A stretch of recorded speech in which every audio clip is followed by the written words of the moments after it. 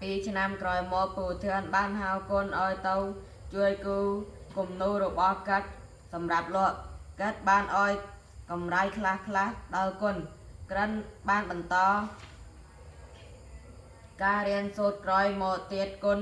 បានចូលរៀនមហាវិទ្យាល័យវិចិត្រសិល្បៈតាមការណែនាំរបស់អ្នកគ្រូនិងពូធឿនគុណអាចរកប្រាក់បានបណ្ដើហើយក្រោយមកគេក៏ខ្លាចជាជាងគំនូរដល់ល្បីម្នាក់គុណមិនដែលផ្លេចគុណ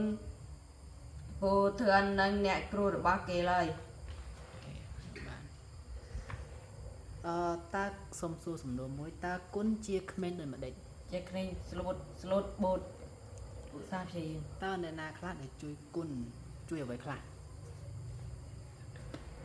អ្នកគ្រូនិងពូធឿនជួយអ្វីខ្លះជួយ